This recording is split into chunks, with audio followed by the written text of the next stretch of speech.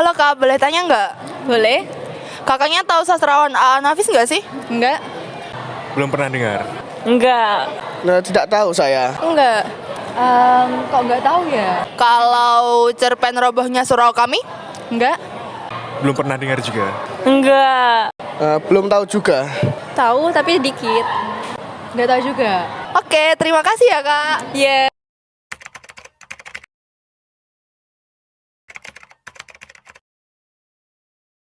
Wah, sangat disayangkan ya Kak.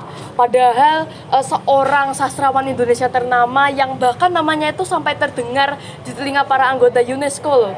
Tapi kok rasa-rasanya di masyarakatnya kita ini malah justru malah nggak ada yang kenal sama dia, terutama sama anak-anak muda tuh Kak. Bener banget nih Kak. Bahkan karya A.A. Nafis yang berjudul Robohnya Surau Kami itu jarang ada yang tahu.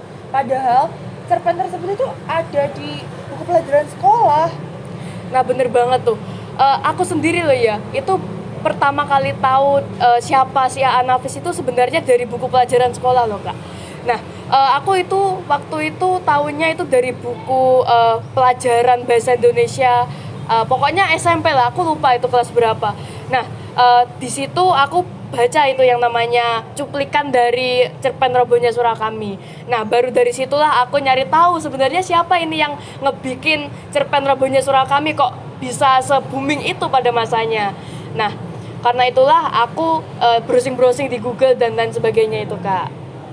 Nah, oleh karena itu, di podcast kali ini kita akan membahas gimana sih perjuangannya A.A. Nafis ini sampai nama beliau itu terdengar di telinga UNESCO.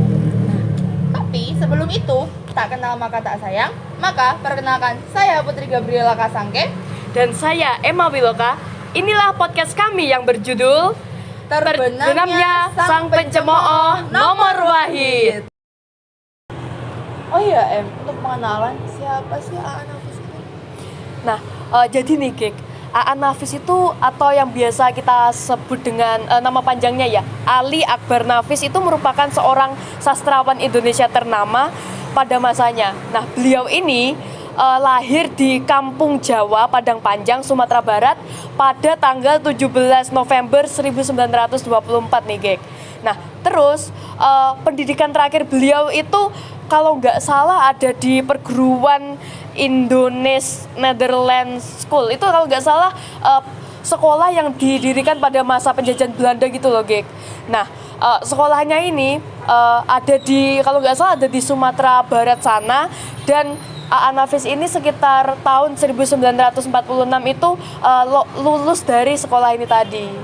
Wah, tadi aku sempat dengar tahun kelahirannya 1974. Oh bukan Gek, 1924.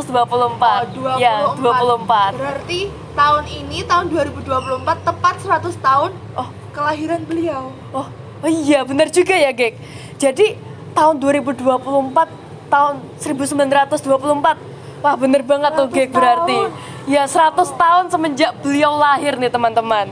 Nah terus karena ini memperingati 100 tahun sekaligus kita membuat podcast ini ya Gek berarti ya. Betul, guys, kebetulan betul, banget kebetulan banget bertepatan dengan 100 tahun kelahirannya beliau.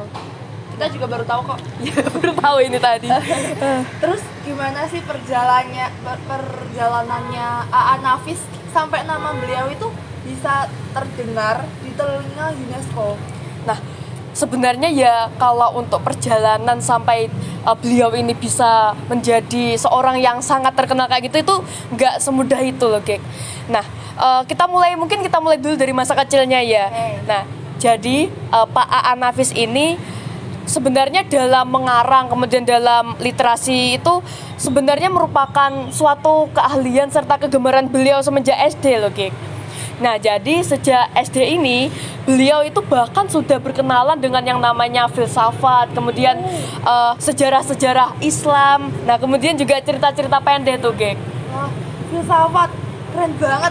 Bahkan orang-orang sekarang itu jarang ada yang tahu filsafat. Bahkan mungkin ada sebagian orang yang tahu tapi dia itu nggak terlalu mempelajarinya. Tapi Bapak A.A. Nafis ini sudah mempelajari dari SD. menunjukkan itu kegemarannya guys. Maksudnya tuh dari SD itu merupakan suatu hal yang kayak Tuh. wah bener-bener mind blowing banget SD itu. sekolah dasar. Sekolah dasar. Ini bahkan aku yang udah sekelas SMA ini bahkan tahu filsafat itu masih cuman dikit-dikit loh, malah awal banget malahan ya.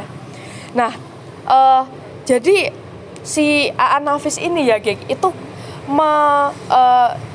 karena memiliki keingintahuan yang tinggi. Jadi meskipun minat bacanya itu sudah ada sejak SD, namun sebenarnya si Aan Nafis ini baru mulai mengarang itu kalau setelah dia lulus dari SMA itu tadi, dari INS yang udah aku ngomongin itu tadi loh, Gek, sebenarnya. Nah, terus sebenarnya si Aan Nafis ini tadi terinspirasi dari seorang tokoh ternama juga yang pastinya semua orang udah tahu lah ya, namanya Pak Buya Hamka. Buya Hamka ya. Nah, jadi si Nafis muda itu kayak beranggapan gini loh, Gek. Kalau orang lain bisa, kenapa aku enggak? Nah, itulah hal yang membuat si Aan Nafis ini tersulutlah emosi keinginannya untuk menjadi seperti si Buya Hamka ini tadi. Jadi beliau ini menjadikan karya Buya Hamka itu sebagai motivasinya. Seperti kayak di rokok. Ini rokoknya itu jadi pemantiknya, guys. Ya, benar sekali itu, Gek. Jadi kayak misalkan itu kayak suatu hal yang jadi inspirasinya lah, teman-teman. Jadi kayak yang membuat si Aan Nafis ini menjadi berambisi gitu. Betul.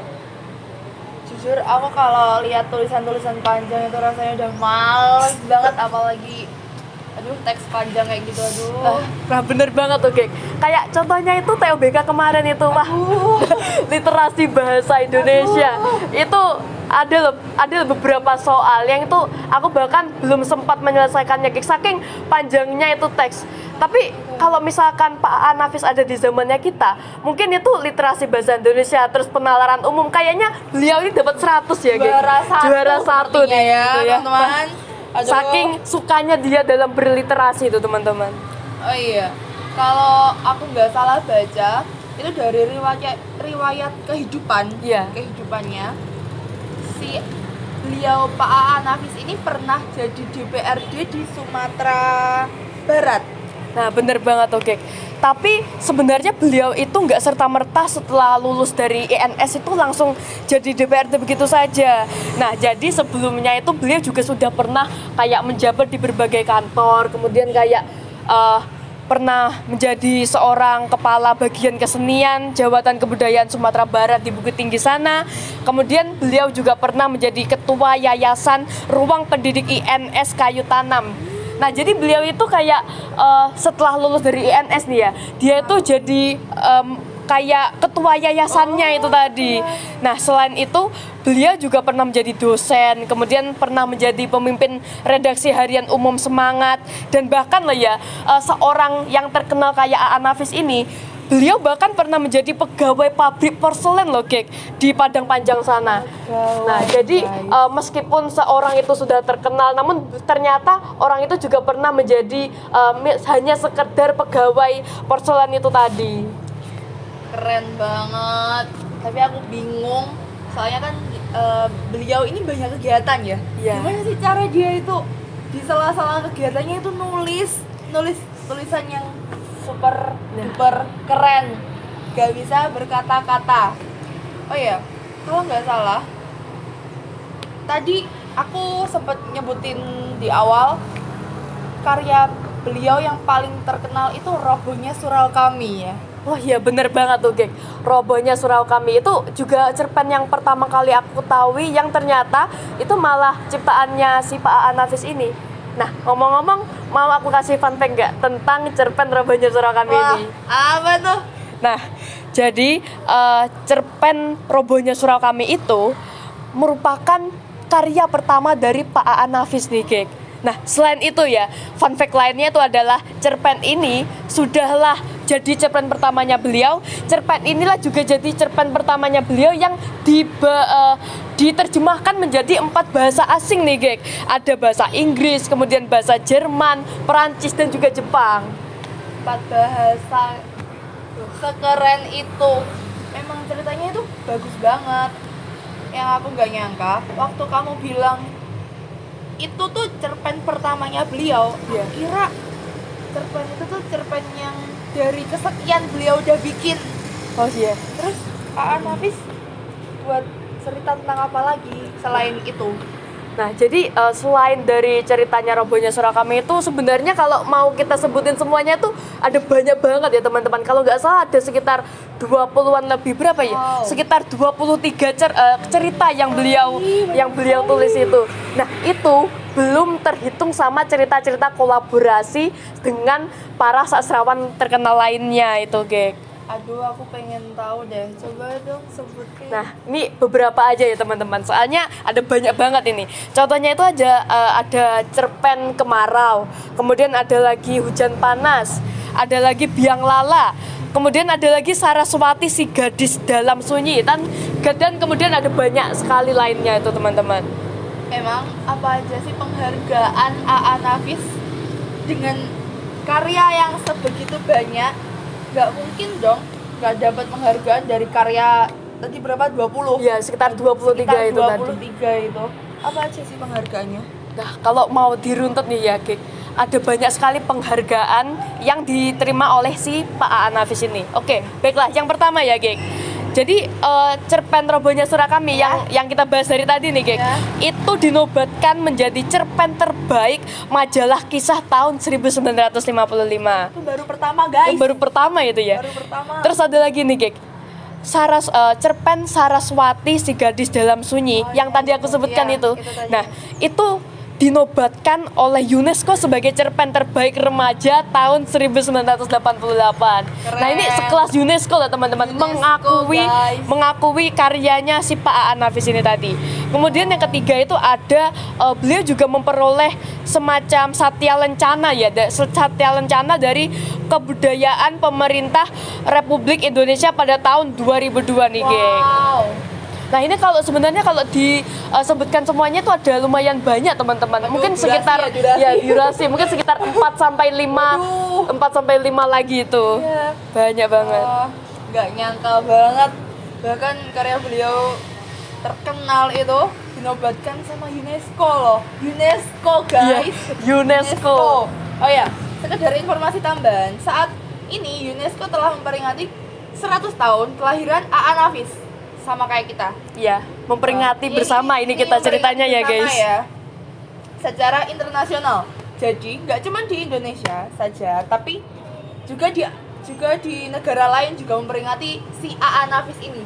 Wow, apa nggak sekeren itu beliau sampai namanya itu udah di mancanegara. Ya bahkan kayak Inggris, terus kayak Oh. Amerika, terus cabang-cabang UNESCO lainnya itu sampai memperingati kelahiran 100 tahunnya beliau loh teman-teman. Itu kalau bukan merupakan seorang sastrawan terkenal, itu ya nggak mungkin pastinya kan. Sangat tidak mungkin. Tapi anehnya remaja sekarang itu jarang mengenali beliau si Aan Nafis ini. Bahkan sebagian orang itu tidak pernah mendengar siapa sih Aan Nafis ini, karyanya itu apa aja.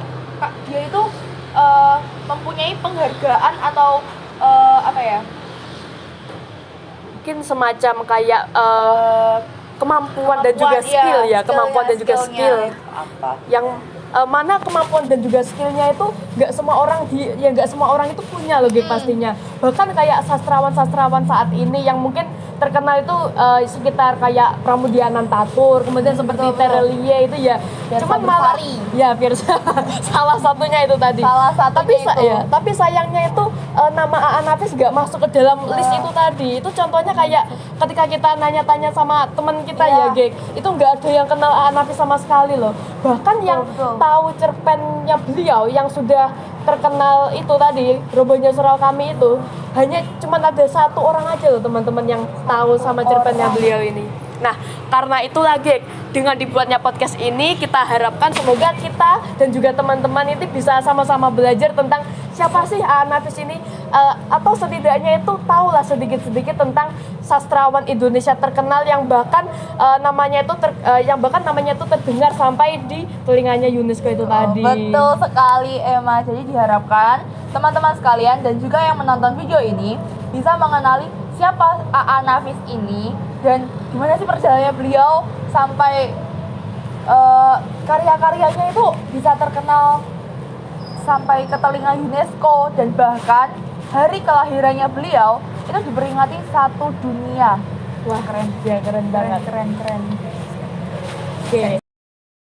Nah, itu tadi lah teman-teman sedikit kisah tentang si Pak A.A. Nafis ini, seorang sastrawan Indonesia ternama yang namanya itu bahkan sampai terkenal di telinganya para anggota UNESCO. Nah, kita harapkan dengan dibuatkannya podcast ini nanti teman-teman dan juga kita yang ada di sini itu bisa belajar bareng tentang siapakah A.A. Nafis ini tadi, dan juga mengambil hikmah serta menjadikan Pak A.A. Nafis ini sebagai motivasi hidup kita agar kita ini bisa lebih semangat dalam menjalani hidup, kemudian lebih semangat dalam belajar dan juga berinovasi tentunya agar Indonesia dapat lebih baik ke depannya. Ya, betul Saya banget. Emma Wiloka, Saya Putri Gabriela Kasangke.